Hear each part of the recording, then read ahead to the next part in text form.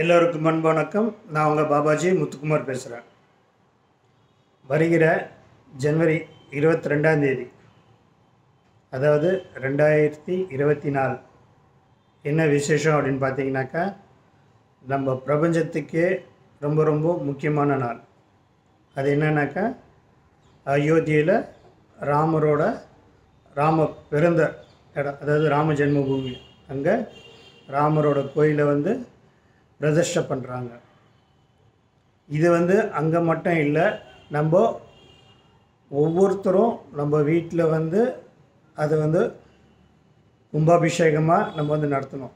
என்ன காரணம் அப்படின்னு பார்த்தீங்கன்னாக்கா, நம்ம முன்னோர்களுக்கு கிடைக்காத பாக்கியம் நம்மளுக்கு கிடைச்சிருக்கு. ஏன்னாக்கா அங்கே கும்பாபிஷேகம் நடத்தும்போது நம்மளும் இந்த பூமியில் இருக்கோம். அதனால் அவங்களுக்கு கிடைக்காத வரப்பிரசாதம் நம்மளுக்கு கிடைச்சிருக்கு. ஏன்னா நம்ம லைவாக பார்க்குறோம். அதனால் நம்ம வீட்லேயே நம்ம அதை கும்பாபிஷேகமாக நடத்தணும். கும்பாபிஷேகம்னாக்கா ரொம்ப பெருசாக இல்லை, அவங்கவுங்களுக்கு சக்திக்கு தகுந்த மாதிரி ஒரு பிரசாதம், அதாவது ஸ்வீட்ஸோ பாயசமோ அவங்கவுங்க சக்திக்கு தகுந்த மாதிரி படைத்து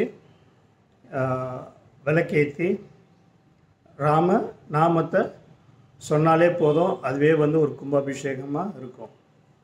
காரணம் என்ன அப்படின்னு பார்த்திங்கனாக்கா, ராமர் அந்த நேரத்தில் நம்ம வீட்டில் ஒரு குழந்தையாக மறுபடியும் பிறக்கிறார் அப்படின்ற மாதிரி ஒரு ஐதீகம். ஸோ நம்ம அந்த நேரத்தில் பூஜை பண்ணும்போது நம்மளும் அந்த கும்பாபிஷேகத்தை நடத்துகிற மாதிரி ஒரு ஐதீகம் இருக்குது. ஒன்று நல்லா ஞாபகம் வச்சுக்கோங்க, ஆஞ்சநேயர் என்பவர் சாதாரண பிறவி கிடையாது. அவர் சிரஞ்சீவி.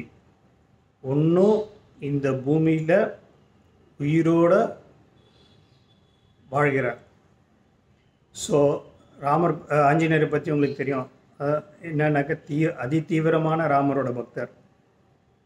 அவரோட மனநிலை எப்படி இருக்கும் பார்த்துக்கோங்க.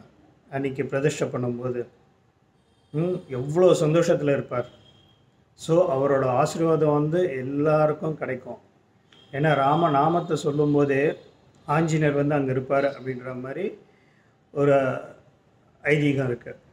இப்போ நம்ம ராமரே கும்பிடும்போது என்ன ஆகும் பார்த்தீங்கன்னாக்கா, ஆஞ்சநேயர் அன்னைக்கு நம்ம எல்லோருக்கும் ஆசீர்வாதமாக இருப்பார். இது எப்படி நீங்கள் பார்க்கலான்னாக்கா, அந்த தீபம் எரியும் போது, விளக்கு ஏற்றும்போது அந்த தீபம் எவ்வளோ பிரகாசமாக எரியுதுன்றது உங்களுக்கு தெரியும். ஏன்னா அந்த தீப ஒளியில் ராமரும் இருப்பார், ஆஸ் வெல் அஸ் ஆஞ்சநேயர் அனுமானும் அந்த இடத்துல இருந்துட்டு நம்மளை ஆசீர்வாதம் பண்ணுவார் அப்படின்ற மாதிரி நம்ம நேரடியாகவே அவங்களோட வைப்ரேஷன் நம்ம பார்க்கலாம். அதனால் இது சாதாரண விஷயம் இல்லை.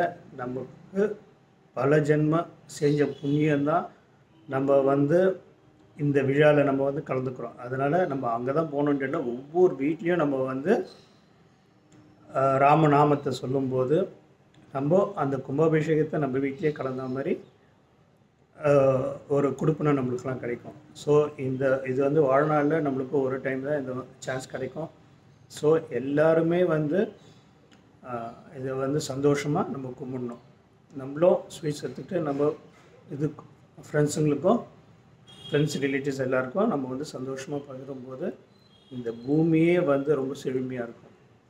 இதெல்லாம் இந்த புண்ணியம் மொத்தமும் யாருக்கு போய் சேரும் அப்படின்னு பார்த்தீங்கன்னாக்கா, நம்மளோட பாரத பிரதமர் நரேந்திர மோடிக்கு தான் இந்த புண்ணியெல்லாம் போய் சேரும். காரணம் என்னன்னாக்கா, அவர் பட்ட கஷ்டம், அவர் படுகின்ற கஷ்டம்லாம் நம்ம நேரடியாக பார்த்துட்டு இருக்கோம். இந்த விழா ரொம்ப சிறப்பாக நடத்துறதுக்கு.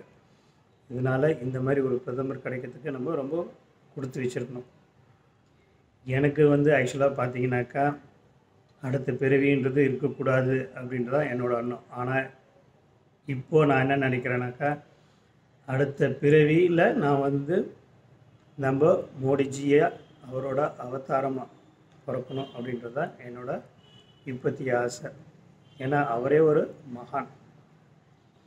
ஓகேவா? அவரோட அவதாரமாக பிறக்கணுன்னு தான் என்னோட இப்போ ஆசை பிறந்தாக்கா. ஓகேவா? ஸோ நம்ம இந்த விழாவை நம்ம வீட்டு சொந்த விழாவாக நம்ம சொந்த விழா தான் ஆக்சுவலாக நம்ம பண்ணும்போது ராமரோட ப்ளஸ் ஆஞ்சநேயரோட பிளெஸ்ஸிங்ஸும் நம்மளுக்கு வந்து கிடைக்கும். ஸோ எல்லாம் அதை யூஸ் பண்ணிக்கணும். நன்றி, வணக்கம். ஓம் கிரியா பாபாஜி நம ஓம். ஜெய் ஸ்ரீராம்.